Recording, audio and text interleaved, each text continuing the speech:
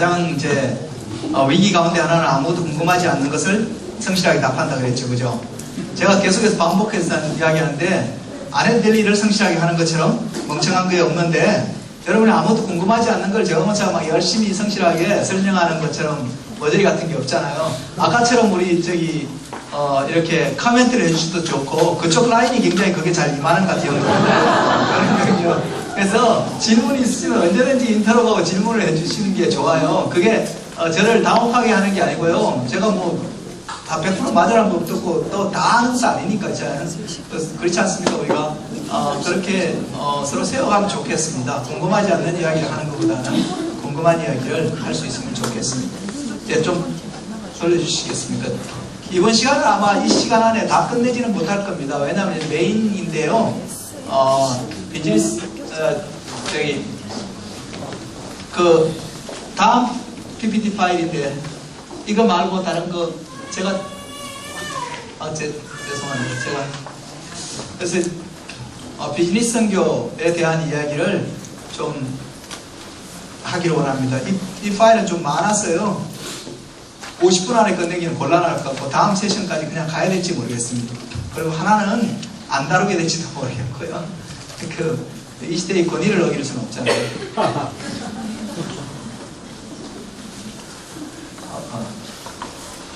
거기 4번 예 고맙습니다. 예.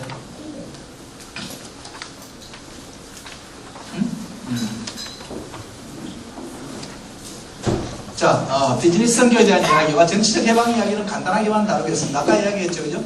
우리가 이러한 세상을 이 세상의 문제를 접근할 때 구제, 지역사회 개발 또는 비즈니스 경제적 성장을 통한 세상의 변화 그리고 정치적 해방 이러한 영역을 다뤄볼 수 있는데 저는 사실 비즈니스 선교, 비즈니스 미션이 제 주전공이라고 생각하시면 될 것 같습니다. 지금 사실 서구 선교 운동이 선교 운동이 탈서구화를 하고 있죠.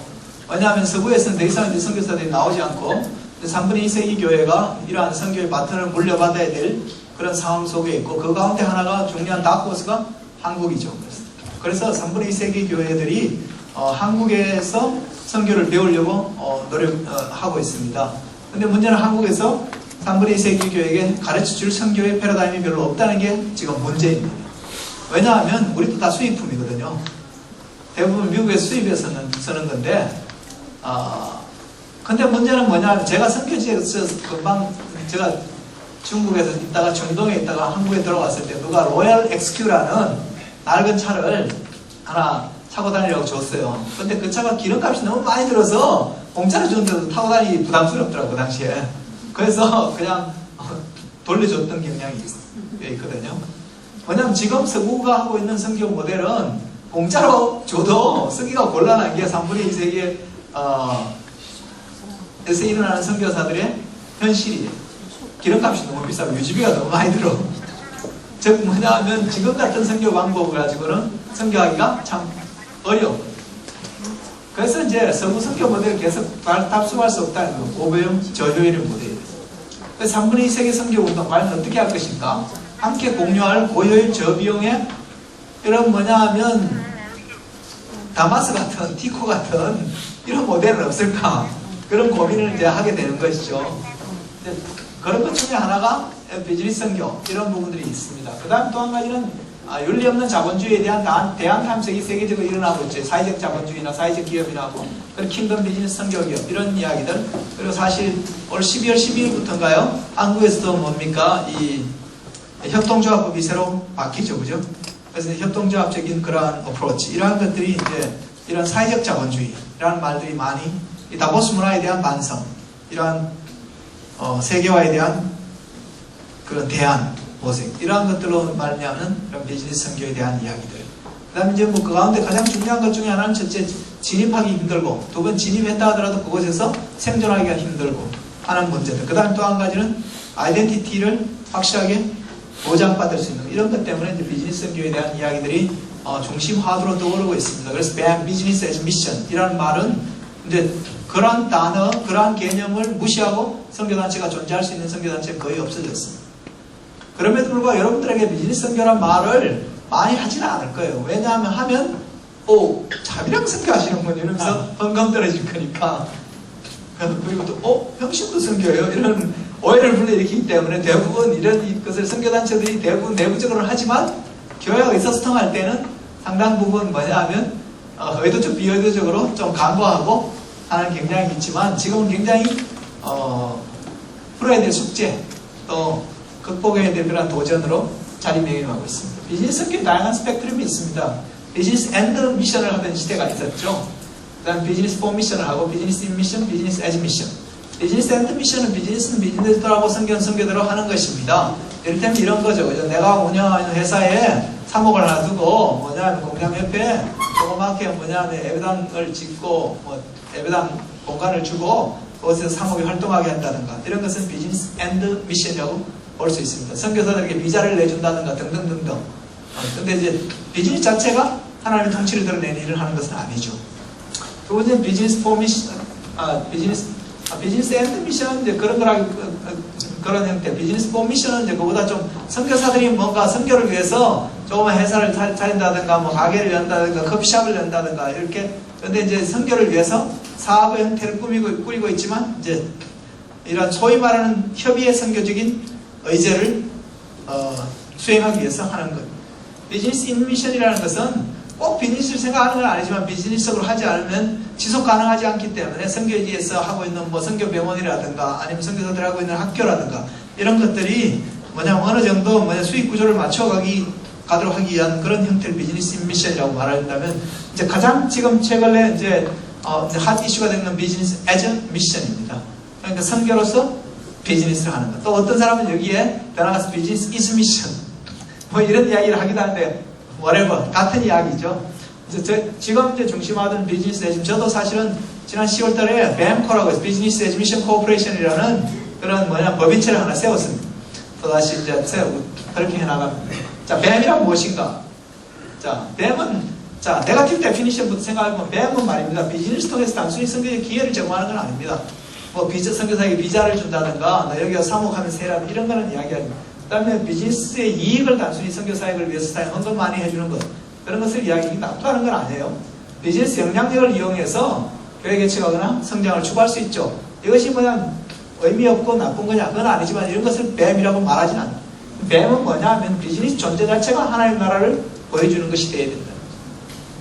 그렇기 때문에 비즈니스를 하는 네이처, 비즈니스의 속성이 굉장히 중요하고 두 번째는 그래서 경영의 비전과 철학과 운영에 하나님 나라의 가치관을 담아내고 경영의 주체자들이 하나님 나라의 일꾼으로서의 정신과 가치관과 태도를 가지고 있는 것.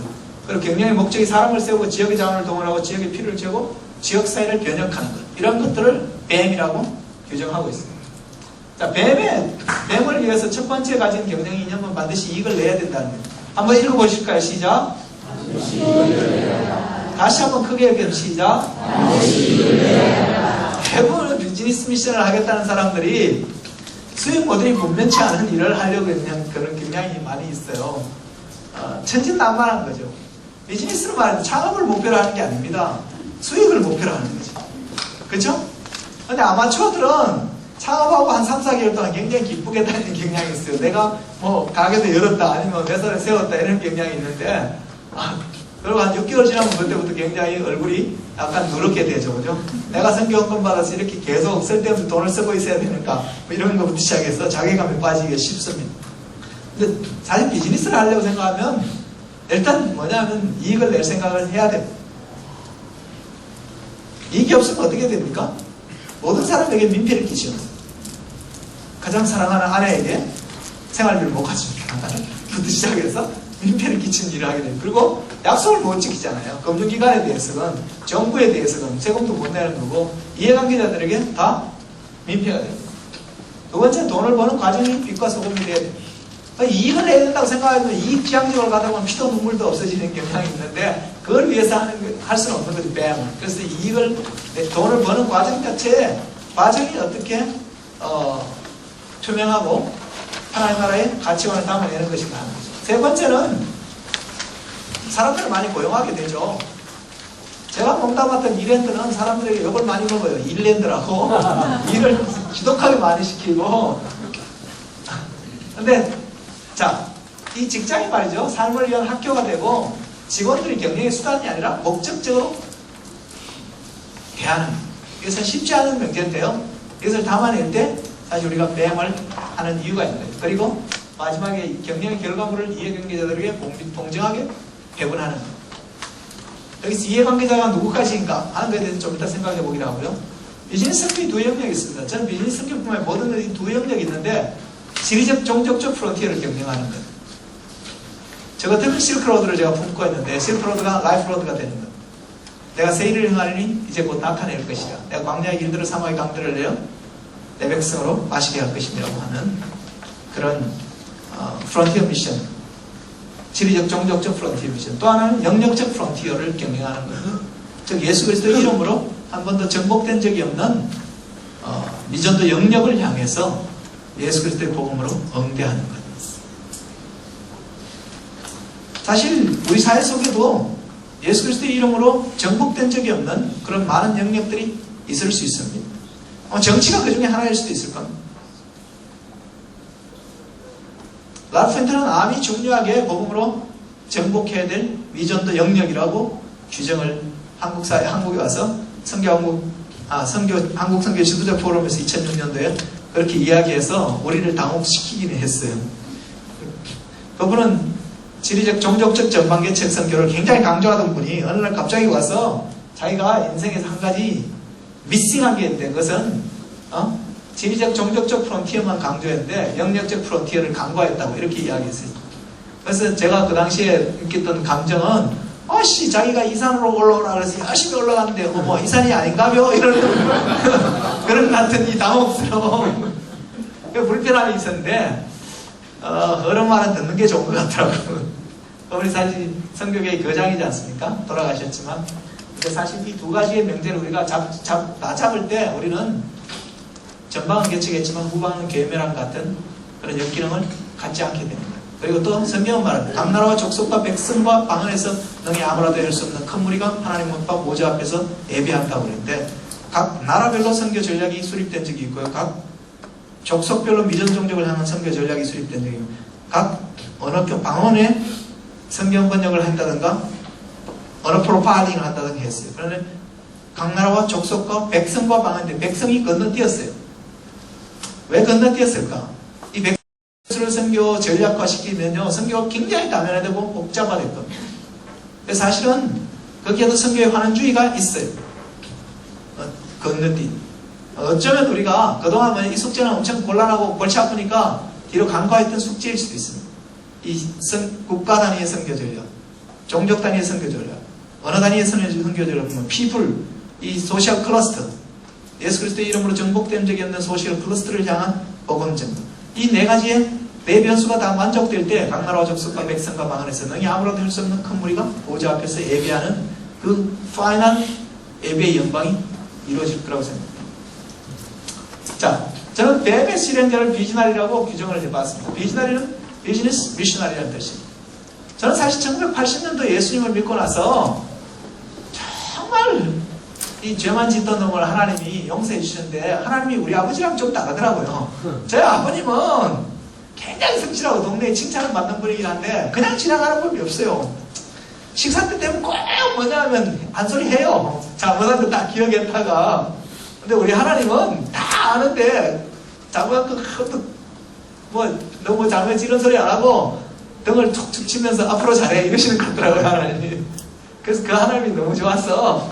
그 다음 제가 기도하기를 제대 100일을 남겨놓고 100일 작전 기도를 했는데 아침을 금식하면서 그래도 분발이가 아침 금식하면서 100일 작전 기도하는 걸 그때 해병대가 굉장히 초심자 치고 진지한 겁니다. 가서 내가 빈대도 낯짝이 있지 하나님의 사랑에 보듬은 못하더라도 반응을 하고 살아야 될 것 같은데 어떻게 하면 반응하고 삽니까? 이런 기도를 하다가 생각하기에 비즈니스 크리스찬 사업가가 되어야 되겠다는 생각을 했어요. 저희 집안이 사업하는 집안이고 그래서 이제 사업을 해서 하나님께 용돈도 두둑히 드리고 나도 좀 폼나게 살고 초신자 수준에서는 진지했지만 지금 되도록 생각해보면 그 수준 정도가 아니었을까 그런 생각이 들어요. 여하튼 그 당시로서는 진지하게 비즈니스 선교를 해야 되겠다는 생각을 하고 비즈니스 선교 하려고 생각하니까 당장 우리 집안에 사업체 물려받아 제가 경영을 하면 망할 것 같았어요.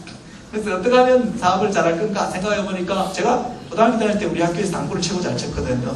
3쿠션을 잘 돌렸는데.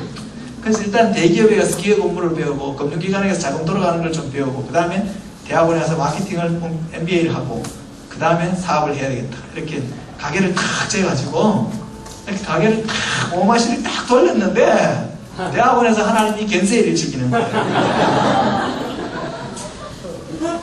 대기업 갔다, 금융기관에 갔다가 대학원에서 공부를 열심히 하는데, 여러분, 늦게 배운 도둑이 날 셀 줄 모른다고, 그죠?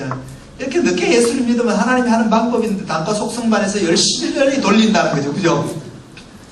그래서 뭐냐면, 늦게 배웠으니까, 그 당시 유일하게 고민은 내가 기도를 너무 많이 하고 성경을 너무 많이 읽는다는 거예요. 저 경영연구소에 예수에 미친 또라이가 하나 있다고 소문이 났었는데, 학교에서. 그게 저였어요. 그럼 맨날 저희 지도교수는 너 학교 와서 뭐 전도하러 왔냐, 공부하러 오냐, 그러면서 맨날 갈구는 거예요. 그렇게 지내다가 보니까, 그치, 여러분도 그럴 거예요. 전도하러 나왔어 있잖아요. 전도했는데 누가 영접하고 이러면 그날 세상을 나한테 그저 기분 좋은데, 나는 목말라 죽겠는데 막 보험 전했는데 하는 얘기가 뭐 지난번에 그랬어요. 뭐 지난번에 그런 거 많이 들었어요. 이럴 때 어떤 반응이 들어요? 어이씨, 진짜 내 예수만 안 믿었는데 벌써 뒤졌다. 이렇게 속으로 생각하는데, 지금까지 저런 모험이 있으니까 그 말도 못하고, 그래서 나이스하게 돌아와서 맥반에서 침대, 캠퍼스 벤치에 탁 누르고 들어오면 하늘이 왜 그리 파래요? 이제 그런 과정을 지내면서, 그런데 여기 싸가지 없는 놈들은 아무리 저래도 안 믿는데, 세상에 어떤 곳은 한 번도 예수를 못 믿어서, 못 들어봐서 못 믿는 곳이 많다는데, 거기 가는 게 당연한 거 아닌가 이런 생각이 들었어요. 왜냐하면 저랑 박정희 대통령이랑 고향이 같아요. 근데 저는 유신 반대 데모를 엄청 열심히 했거든요. 그리고 고향 가면 욕먹었죠, 동네 사람들한테. 그리고 재벌의 경제적인 독식이 있어서 열심히 데모했고, 70년대 말에 있잖아요. 캠퍼스에 짭새가 학생보다 더 많다고 이렇게 말할 정도에, 그럴 때인데도 제가 하루에 방송실과 총장실을 한꺼번에 점령한 테러 분자였는데, 그래서 6개월 전국 지명수배 당하긴 했지만, 근데 그렇게 살았는데, 제가 예수 믿고 나서 알게 된 건요, 그 당시 캠퍼스에 유행하는 가스펠송은 나자여 얻었네, 너자여 얻었네, 가무시키 자여 얻었네, 뭐 되게 강같은 평화 이런 거였어요. 근데 저는 그 가사가 이해가 안 되는 거예요. 내가 예수 믿기 전에 압제를 불사르기 위해서 미래를 포기하고, 그래도 유신 반대, 권력의 독점에 항거하고 부의 독점에 항거해서 데모했는데, 그런 것보다 훨씬 더 불평등하고 부조리한 것. 이 복음의 분배의 불평등에 관해서 별로 교회 다니는 사람들이 정의감이 없다는 생각이 들었어요. 정말 뭐냐면 유신 권력이나 재벌의 경제적인 독식보다 훨씬 더 심각한 거잖아요. 복음의 불평등. 근데 그래서 나는 좀 낮아야 얻었네, 늦어야 얻었네 하는 게 진짜 자유일까? 저게 정말 자유라면 그것은 다른 반응을 보일 수밖에 없잖아요. 그건 가짜지. 여러분 한번 보십시오. 로마서 8장을 한번 보시면요. 로마서 8장은 로마서 중에서도 가장 최고봉에 반지를 치는 다이아 같은 부분이라고 흔히 이야기하지 않습니까? 로마서 8장 마지막은 이렇게 기록되어 있습니다. 어떻게 기록되어 있습니까? 내가 확신하는 사망이나 생명이나 천사들이나 능력이나 높음이나 현재이나 장래이나 다른 아무 필요함이라도 우리를 우리 주 그리스도 예수 안에 있는 하나님의 사랑에서 끊을 수 없으리라. 이 영광스러운 승리를 외치고 나서 사도 바울이 곧들어서 뭐라 하는지 알아요? 형제들아, 내 마음이 큰 근심이 있는 것, 고통이 있는 것을 내 양심이 성령으로 더불어 증거하는 이는 대동족 이스라엘을 위함이라. 여러분, 이 극심한 기쁨, 극심한 믿음의 확신이 인도하는 것이 뭐냐면 극심한 근심의 세계입니다. 여러분요, 좋은 식당에 가서 밥 한번 먹어보십시오. 다음에 가족끼리 여기 한번 와야 되겠다 이 생각 안 드는 남편이 있으면 이상한 남자야. 그렇죠? 정말 멋진 있잖아요. 남풍에 찬란한 불타는 남풍에 산을 한번 등산해서 정상에서 딱 있다가 보면 야호 몇 번 외치다 보면 좀 불편한 마음이 들 거예요. 내가 가장 사랑하는 아내랑 이 장면을 못 보고 있다는 사실 때문에. 당연한 거 아니겠어요? 좋고 영광스러운 거면 함께 누리지 못하는 그 사람들에 대한 긍휼과 안타까운 마음이 있는 건 당연한 일이거든. 그런 마음이 없다면 당신이 누리는 복음의 영광은 가짜거나 믿음의 정상에 오른 것이 아니라 팔문엄선에 있어서 팔문엄선 가서 야오 이러면 자기도 쪽팔리고 주위에 보는 사람도 쪽팔리니까 그런 거죠. 믿음의 팔문엄선에 앉아가지고 뭐냐 하면 컵라면과 인스턴트 커피로 죽이고 있는 사람이고 지도 감동도 없고 남들한테 감동을 줄 수도 없는 진짜 복음을 받았다면 그것은요 복음을 받지 못한 자들에 대한 긍휼이 함께 오는 것입니다. 그것이 바로 바울이 내가 복음의 빚진 자라고 말하는 바울이 러시안 캐시에 가서 돈 빌려서 복음 받았는 게 아닙니다. 여러분 하나님의 복음의 특징은요 하나님 나라의 축복은 내가 축복을 받았다면 축복을 받지 못한 자들에 대한 채무까지 함께 받는 그게 하늘의 축복의 특징입니다. 그래서 바울이 복음의 빚진 자라고 말하는 거예요. 그래서 캠퍼스에서 복음의 분배 정의실을 위한 데모대를 하나 조직해야 되겠다. 그런 생각을 했습니다. 저는 선교란 단어를 모를 때였어요. 그 당시. 초신자가 선교 이런 단어를 모르고 그런 고급 단어를 그 당시에 별로 쓰지도 않았고 근데 나중에 보니까 그게 선교더라고요. 그래서 하나님께 여쭙습니다. 하나님 복음의 분배가 가장 불평등하게 분배된 곳이 어디입니까? 그때 제 마음속에 필이 꽂힌 곳이 실크로드였어요. 그래서 제가 실크로드를 라이프로드로 만들어야 되겠다는 생각을 하게 된 이유는 심플합니다. 그 당시에 말인데 리비아 대수로 공사 트리폴리 통수식을 하면서 모든 언론 일면에 다 떴어요. 그동안 한 인간이 만든 뭐냐면 이 토목 공사 중에 가장 큰 공사라고 3,500km가 넘는 대수를 뚫고 사하라 지하에서 물을 지하수를 뿜어 올려서 리비아 전 도시로 공급했잖아요. 근데 최원석 씨 누굽니까? 자기 아내에도 고소당하고 엄마한테도 고소당한 성령도 없는 사람도 그 일을 하는데 그리고 그 물을 받아봐야 기쁨은 며칠 가지 않는데 정말 예수 그리스도 안에 있는 터치나오는 생명수를 그 땅 가운데 흘리는 거예요. 하나님은 그런 하나님의 백성이 영적 대수를 뚫기를 원합니다. 그래서 영원히 쉬하지 않는 하나님의 물을 공급해 주기를 원한다. 그런 마음을 하나님 주셨어요. 근데 이게 겐세이라는 거예요. 왜냐하면 나는 비즈니스 크리스찬 사업가가 되기를 위해서 뭐냐면 열심히 공부하고 있었는데 솔직히 내라고 처음으로 공부를 열심히 해봤어요. 공부를 하고 있는데 오더니 하나님이 어느 날 열심히 가는데 누가 다리를 턱 걸어요. 턱 보니까 하나님이셔. 나를 턱 걷느냐 너 성교 한번 안 해. 원래 이러는데 괜히 부담 주는 것 같은 하나님. 성교가 그런 건 아닌데 그래서 이제 고민이 됐습니다. 그러면 졸업하고 뭐 해야 되냐? 내가 MTV라고 선교사가 돼야 되냐? 사업가가 돼야 되냐? 고민이 굉장히 됐습니다. 저로서는 굉장히 심각한 고민이죠. 그래서 연구실에 앉아서 낙서를 열심히 했습니다. 비즈니스맨이 될 것인가? 미션이 될 것인가? To be or not to be? That is the question. 이렇게 낙서를 열심히 하다가 이런 생각이 들었어요. 하나님이 우리에게 문화명령을 주셨잖아요. 땅을 정복하고 다스릴 충만할 명령. 이 문화명령을 가장 잘 순종하는 수단은 길은 뭐겠어요? 우리의 직업을 통해서 그 직업의 영역이 하나님의 것이라는 것을 선포함으로 우리는 사실 문화명령을 치열하게 순종해서 하는 것이죠. 너희는 온천하나님의 만민에게 복음을 전가하라. 너희는 가서 모든 족속으로 제자를 삼으라는 이 지상명령을 가장 순종한 길은 뭐겠습니까? 우리가 이러한 그야말로 전적인 복음의 사역자가 돼서 그 일을 감당하는 것이겠죠. 그런데 이 두 가지가 굉장히 현실 속에서는 상호 배타적인 선택처럼 강요된다는 것이죠. 내가 선교사가 되면 크리스찬 사업가는 못 되는 것이고 크리스찬 사업가가 되면 선교는 못하게 되는. 그래서 저는 왜 이것이 상호 배타적인 선택으로 강요되는가? 내 실론이 틀리지 않다면 하나님은 모순된 분이 아니신데 왜 이것은 현실 세계 속에서 상호 메타성으로 나에게 다가오는가? 하나님이 모순된 분인가? 아니면 이것을 상호 메타적으로 강요하는 이 생각의 관점이 잘못된 것인가?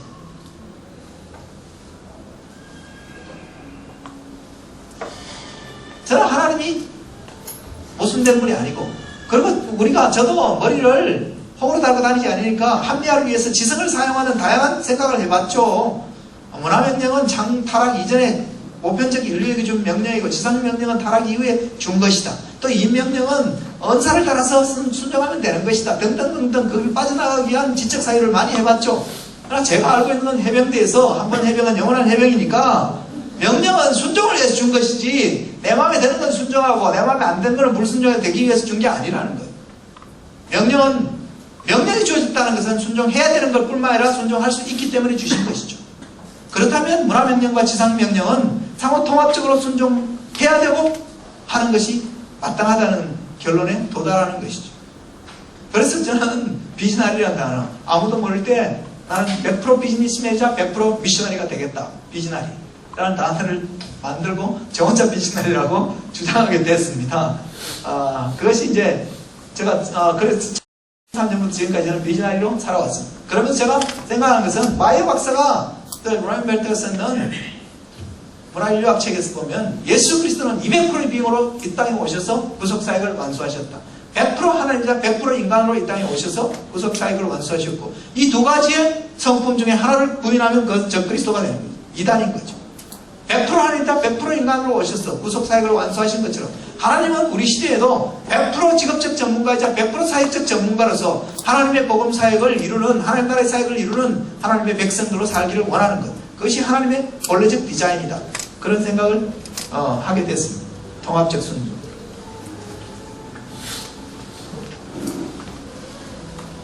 안 넘어가네요. 좀 배터리가 끝났나? 눌러주신 건가요? 예. 돌아가네. 그래서 고맙습니다. 예. 그래서 to be와 not to be가 아니라 both and로 살아가는.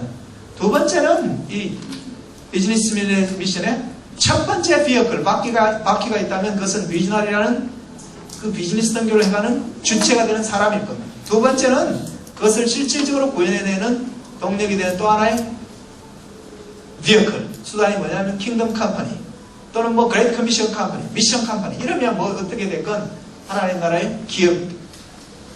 기업에는 네 종류를 생각해볼. 기업에는 크리스찬 세속 기업이 있고 두 번째는 크리스찬 소유 기업이 있고 기독교적인 원리 기업이 있고 네 번째는 선교 기업 또는 킹덤 컴퍼니가 있을 수 있습니다. 이런 부분. 세속 기업은 세속인이 소유하고 있는 기업이겠죠. 크리스찬 소유 기업은 오너가 크리스찬인데 기업 경영은 세속 기업이랑 별 차이 없이 하는 기업들이 많이 있죠. 물론 월요일 아침에 전 직원 체포를 드리지만 그런 기업이 굉장히 위험한 기업이에요. 그 다음에 기독교적인 경영 원리를 기업 경영 가운데 실현해 보려고 노력하는 기업. 그런 것을 저는 크리스천 프린시플 컴퍼니라고 합니다. 네 번째는 킹덤 컴퍼니. 하나님 나라의 실현을 위해서 또는 열방을 향한 복음 전도를 위해서 드려진 기업. 자, 킹덤에는 그러면 정말 그런 저희가 이런 묻는 분들이 많이 있어요. 그럼 뱀의 가장 좋은 사례를 좀 소개해 주십시오. 그런 얘기를 해요. 뱀의 완전한 사례는 없어요. 왜 없냐면 킹덤 컴퍼니의 킹덤이 가지는 속성이 그렇기 때문에 그렇습니다. 킹덤의 핵심은 하나님의 통치가 임하는 것 아니겠어요? 그죠? 주권이죠. 근데 하나님 나라의 킹덤의 속성 중에 킹덤은 already not yet이라는 속성이 있습니다. 이미 도래했지만 아직 완성되지 않았다는 것. 내가 하나님 나라 이 땅에서 이룰 수 있다면 우리는 마라나다를 외칠 이유가 없을 거예요. 우리가 아무리 윤리적 결단을 하고 최선을 다해도 내가 하나님 나라를 완벽하게 이룰 수 없다는 사실이 도덕적 허무주의자가 마라나다를 외치는 것이 아니라 정말 치열하게 도덕적으로 세상에 엔게이지하고 사는 사람이 외치는 거죠. 주 예수여 어서 오시옵소서. 그것이 하나님 나라의 속성입니다. 그럼 다 이루지도 못했고 왜 하냐? 거기에는 이런 이유 때문에 그렇습니다. 첫째는 하나님 나라에 가서 문화 충격을 받기 싫기 때문에.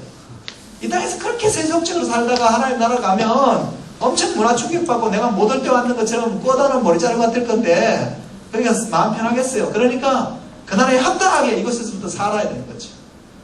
두 번째는 이 땅에서 하나님 나라를 위해서 이룬 모든 것은 하나님 나라 안에서 하나님 나라와 이 땅은 연속과 불연속인데 그것은 다 연속선상 속에서 나아갈 거기 때문에 우리가 그것을 행하는 것.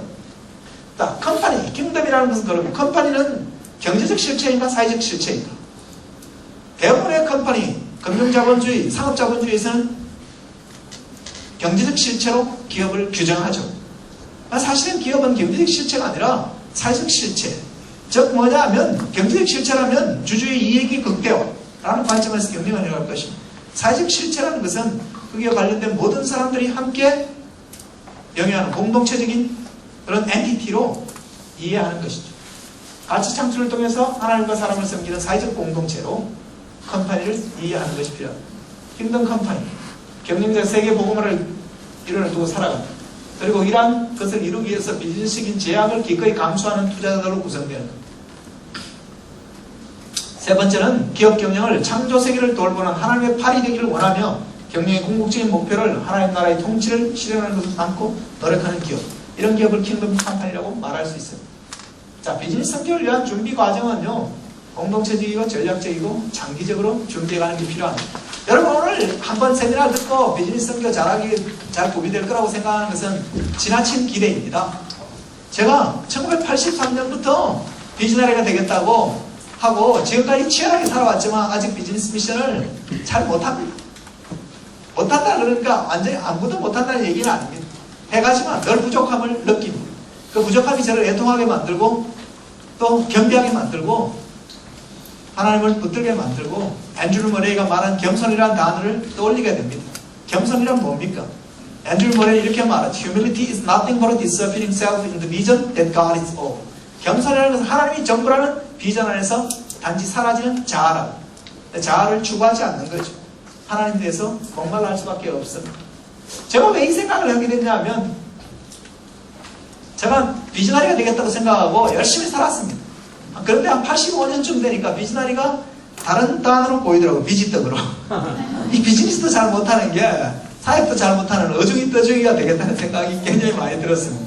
21세기 전문성이 없이 살아갈 수 없는데 생산수단으로서의 지식을 갖춘 전문가들만 살아가는 시대에 이 어중이 떠중이가 살아갈 수 있는 그런 길이 없어 보이는 거죠. 어떻게 이러한 전문성의 결을 극복할 것인가 생각할 때 일단은 공동체적이고 두 번째는 전략적으로 저는 그래서 86년부터 90년, 90년부터 95년 이렇게 10년의 계획을 잡았습니다. 86년부터 90년까지는 제가 선교사로서 제 자신을 구비하는 일에 최우선 순위를 두고 내 자신을 단련한다. 그래서 대한민국 또는 세계적으로 선교 훈련이라는 훈련을 거의 다 받았습니다. 5년 동안. 그때 세운 게 호프라는 선교단체 때리고 연명 과기대 설립하는 일도 하고 뭐 이렇게 했습니다. 91년부터 95년까지는 국제적인 비즈니스를 지를 수 있는 역량을 갖춘 사람으로 선다. 그래서 대표이사 하다가 또 그만두고 홍콩 가서 회사를 차리고 운영하는, 그래서 금융회사를 운영할 거고 그런 과정을 거쳐서 10년의 그런 장기적이고 전략적이고 공동체적이고 처음에 제가 공동체적인 것은 이랜드라는 조그만 직원 13명이 있는 그냥 개인 구멍가게였는데 제가 조인하면서 법인으로 바꾸고 이제 그 공동체 안에 있습니다. 그 이후에는 거기를 떠났으면 BTC라는 공동체를 만들었어요. 저는 그렇지 않아요. 그래서 진짜 비전을 추구하려면 공동체를 만들든지 공동체에 속하든지 둘 중에 하나를 해야 됩니다. 그렇지 않고 비전을 끝까지 나 혼자 독불장군처럼 잘 유지할 수는 없어요. 두 번째 준비 역량은 지역적이고 직업적이고 사역적입니다. 그래서 제가 뭐냐면 사역적인 선교사로서 구비되어지는 것. 그 다음에 직업적으로 제가 비즈니스맨으로 구비되는 것. 그 다음에 지역적으로 제가 실크로드 지역의 전문가로서 구비되는 이러한 영역들을 구비해가는 것이죠. 그 다음에 비즈니스를 선택할 때는 인간의 필요와 시장성과 그 다음에 사역적 기와 핵심 역량의 요구, 이 세 가지가 다 걸리는 게 필요합니다. 인간의 필요를 생각할 때는 본원적 필요와 부가적 필요와 파생적 필요 이렇게 나눠볼 수 있습니다. 본원적 필요라는 것은 타락 이전부터 인간이 존재할 때 필요했던 그런 필요들이 있습니다. 먹고 자고 사고 이런 거는 타락 이전에 필요했습니다. 그런가 하면 부가적 필요라는 것은 범죄 이후에 생긴 것들이겠죠. 예를 들어 질병을 관리하는 것 이런 것들은 부가적 필요입니다. 파생적 필요, PC방 이런 건 어떤 파생 필요이겠죠. 그러나 그것을 비즈니스 속성을 어떻게 규정하느냐에 따라서 다를 수는 있습니다. 예를 들어서 커피 가게가 단순하게 커피를 판다. 그러면 사실은 부가 필요 내지는 파생 필요 그 범주에 속할 것입니다. 그러나 커피를 파는 것이 아니라 인간의 소통과 인간의 휴식과 또는 뭐냐면 사회적인 그런 공감대를 형성하는 가치를 제공한다. 이렇게 생각했을 때는 본원적 필요와 뭐냐면 부가적 필요 사이에 위치할 수 있을 겁니다. 같은 비즈니스를 한다 하더라도 어떤 관점에서 하느냐 하는 것이 중요합니다. 제가 아침에 일어나서 광안리까지 그 엘리베이터에서 자고 광안리 바닷가까지 운동을 좀 해야 되기 때문에 거기까지 갔다 왔습니다. 갔더니 그 핸드커피라고 또 광안리에 있더라고요. 그게 제 후배가 하는 건데 그 친구를 사실 제가 오늘 서울로 불러서 제가 이 토요일 아침 9시부터 6시까지 선한 목자교회에서 제가 훈련 비전 MBA라는 프로그램을 지금 12년 동안 하고 있어요. 오늘 오전 강사로 그 친구를 불러놨거든요. 제가 여기 오니까. 근데 불러놨는데 가보니까 그 사례 발표하라고 그 핸즈커피가 그 가게가 있길래 반가운 마음에 제가 여수 가신다는 분 계시던데, 아, 저기 사장님, 그 버스커 노래 중에서 뭐 하고 있냐고 전화를 걸어 물어봤다는 게 있는데, 그래서 전화를 아침에 강의 시간 중에 걸었던 적인데, 그래서 인간의 필요를 이야기할 때는 객관적인 필요가 있지만 그 사업의 속성을 어떻게 규정하느냐 하는 건 중요한 것 같아요. 시장성이 있어야 돼요. 아무리 좋다 하더라도 시장성이 없으면 소용이 없잖아요. 흔히도 그냥 28, 뭐냐면 20세기 경영 제 가장 탁월한 논문 중에 하나가 그거죠, 그죠? 생산성에 관한 건데, 우리가 뭐냐면 제조업 분야에 있어서 성공 요인의 첫 번째는 기술 혁신이지만, 제조업을 제외한 나머지 모든 부분의 성공 요인의 첫 번째는 성장 시장에 뛰어든 것 자체입니다. 그 다음에 아무리 좋다 하더라도 내가 핵심 역량이 있어야 되겠죠. 남의 상을 차려줄 수는 없으니까 내 핵심 역량이 있냐, 사회적 기회가 있냐, 이런 거 생각해 보면 될 것 같습니다. 자, 그 다음에 킹덤 컴퍼니랑 내진 설계라는 좀 이야기를 간단하게만 해보겠습니다. 킹덤 컴퍼니를 위한, 왜? 지금은요, 뭐 IMF, 리만 브라더스 등등부터 시작해서 갈수록 지진이 많아집니다. 뭐냐면 물리적 지진도 많아지지만 경제적 지진도 많아지는 시대입니다. 이런 경제적 지진 속에서 모든 지진을 100% 완벽하게 뭐냐면 저항할 수는 없을지 모르지만, 그래도 웬만큼 내진 설계를 갖춰서 무너지지 않는, 그냥 대인명부로 엄청 잘 이야기했는데 부도나고 도망가고, 뭐냐면 기도원에 가서 뭐 소나무 뿌리 뽑으면서 하나님을 원망하고 있을 수는 없잖아요. 그러려면 좀 처음부터 잘 디자인하는 게 필요할 것 같습니다. 자, 예수님의 우리를 향한 기대와 소망, 이 본문, 중요한 본문에서 한 번만 읽어보겠습니다. 시작.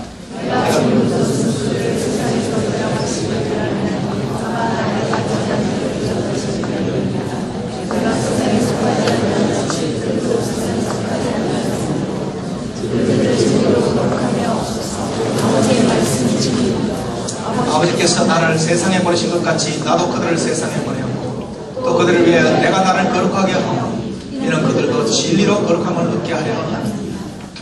예수님께서 십자가를 지시기 전에 두 가지 독특한 기도를 하셨습니다. 그 첫 번째 기도는 겟셋마네 기도를 여러분 떠올릴 수 있을 겁니다.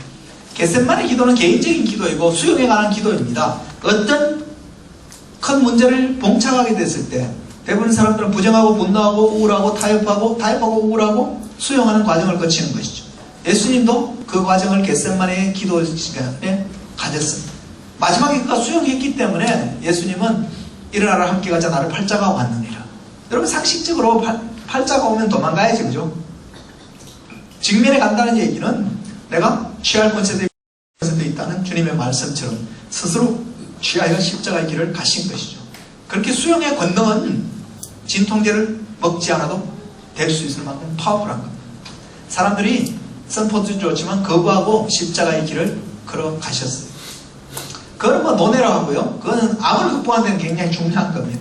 근데 오늘 포커스를 하고 싶은 것은 예수님이 또 한 가지 중요한 십자가를 지시는 기도는 요한복음 17장의 대지상을 마지막 기도입니다. 인류의 대지상으로 드린 마지막 기도 요한복음 17장에서 치열하게 주님이 기도하셨습니다. 기도의 경계 변수는 뭘까요? 사람은 왜 기도를 할까요? 기도를 하는 두 가지 전제 조건은 이겁니다. 원하는 게 있으니까 기도하는 겁니다. 안 원하는 걸 위해서 기도할 사람은 없을 겁니다. 절실하게 원하기 때문에 기도하는 것이죠.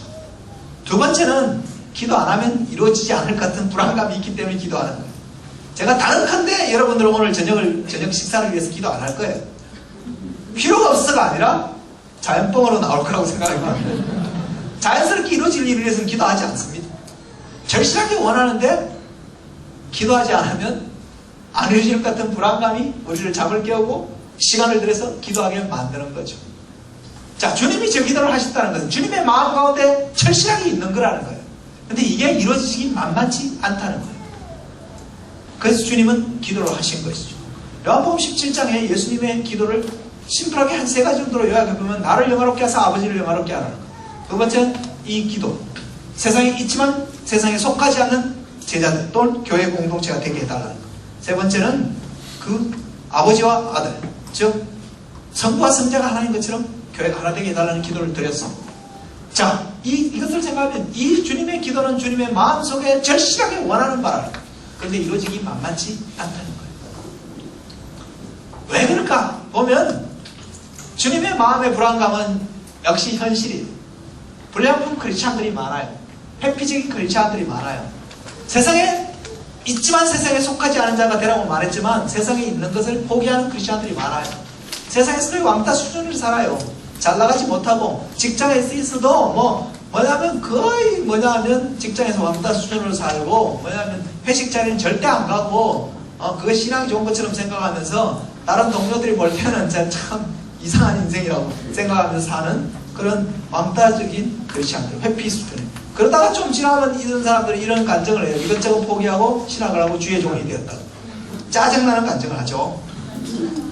저는 그런 분들이 그렇게 인도한 것은 that's fine이고 그분이 그렇게 한 거는 좋은 일일지 모르지만 그런 간증은 하나님의 교회를 해치는 간증이에요.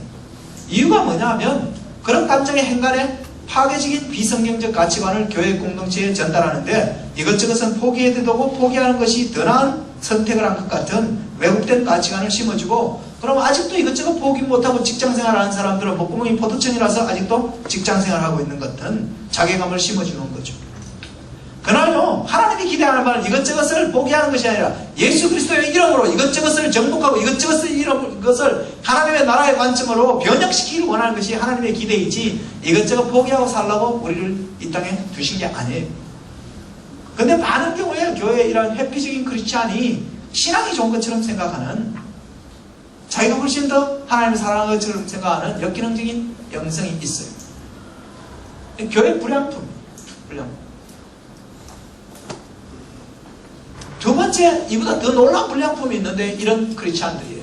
자기가 마치 근본주의 이슬람권에서 살아간 것처럼 자신의 신분을 철저히 보안 유지를 하는 크리스찬들이 있어요. 이런 크리스찬. 직장생활 10년 동안 같이 한 동료들은 김과장 교회 다녔어? 놀라운 있잖아요. 이렇게 충격을 주는 크리스찬들이 있어요. 이런 크리스찬이 그런 한몰령 크리스찬이라고 해요. 전혀 변별력이 없는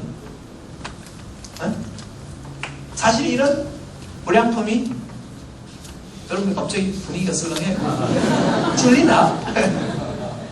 사실은 왜 그러면 주님은 그렇게 치열하게 그 기도를 했냐면 세상에 있지만 세상에 속하지 않은 자만 주님이 우리를 이 땅에 두신 목적을 성취할 수 있는데 그것은 우리를 통해서 이 땅을 변형시키기를 원한다는 것입니다. 그것이 바로 우리를 이 땅에 두신 목적입니다. 세상을 변형시키려면 세상에 있어야 돼요. 정치를 변형시킬 사람은 정치 안에 있어야 돼요. 경제계를 변형시키려면 경제계 안에 있어야 돼요. 학교를 변형시키려면 교사가 되든지 교육 공무원이 되든지 해야 되는 거죠. 세상에 있어야 돼요. 그렇지만 세상의 지금의 반응을 다 쫓아가면 변형시킬 수가 없는 거죠. 세상에 속하지 않아요. 이 치열한 두 가지 조건을 만족시킨 사람만 세상을 변화시킬 수 있어요. 변형시키. 그래서 주님은 이것을 위해서 치열하게 기도하신 겁니다. 그래서 저는요, 참된 신자의 위치가 어딜까? 여러분, 일상적인 것 반대말은 거룩함이 아닙니다, 여러분. 영적인 것 반대말은 거룩함이 아니에요. 대부분 잘못 국어를 해서 영적인 것 반대말을 세속적인 거라고 생각하는 경향이 있어요. 영적인 사람은 성직이고 나머지는 세속적인 직업을 갖고 있다고 생각하는 건 국어를 잘못한 거예요. 영적인 반대말은 일상적인 거예요. 거룩함의 반대가 세속적인 거예요. 자, 영적이면서 세속적일 수 있을까요? 충분히 그런 사람이 많아요. 요즘 너무 많아가고 문제죠. 예수님 당시에도 많았어요. 바리새인들. 겉으로는 엄청 거룩한 척하죠. 영적이죠. 그러나 세속적이죠. 자, 여러분이 말입니다. 서점에 가서 신앙의 위인전기를 찾아보면, 코너에 가보면 대부분 영적이면서 거룩한 사람들의 이야기가 대부분일 겁니다. 선교사, 목사의 이야기. 간혹가다 한 번씩 윌리엄 윌버포스라든가 이렇게 아닌 사람들이 있을 거예요. 근데 여러분이 성경의 명예의 전당에 들어가서 보면요, 히브리서 11장에 나온 주인공들 보면 다 일상적이면서 거룩한 이사범민에 위치한 사람들이 대부분. 왜 성경의 디자인은 일상적이면서 거룩한 사람들을 통해서 세상을 변혁시키고 세상을 통치하시는 하나님으로 자신을 계시하셨는데 오늘날은 예배당만 통치하는 종교적인 영역에서만 전문가들로 구성되는 것이 최고의 그리스도인인 것처럼 오해하게 만들 거예요. 이것이 바로 영적 환원주의의 일부입니다. 하나님은 말입니다. 일상적이면서 거룩한 사람들을 통해서 나 여호와가 에베라만 다스리는 분이 아니라 온 열방을, 온 사회를, 온 세계를 다스리는 분인 것을 선포하기를 원하십니다. 그것이 바로 뭐냐면 전문인 선교, 총체적 선교, 비즈니스 선교를 향한 하나님의 부르심이고 하나님의 기대입니다. 또 2, 4분면에 위치한 사람이 최고의 크리스찬이에요. 솔직히 1, 4분면에 위치하는 건 더 쉬워요. 날마다 윤리적인 도전 앞에 서서 그곳에서 그리스도의 정인으로 선다는 것은요, 더 치열한 노력이 필요한 겁니다. 교육사단에 있잖아요. 군인이 최고의 군인일 수는 없잖아요. 전투사단에 있는 군인이 최고의 군인이지. 그래서 해병대 봉수가 터프하잖아요. 왜? 공격하는 전투군단이니까. 여러분, 일본 직업을 가지고 프론트라인에서 있는 사람이 최고의 크리스찬이어야 되고 크리스찬을 기대해야 되는데 교회는 그들을 평신도라고 말한다는 거예요.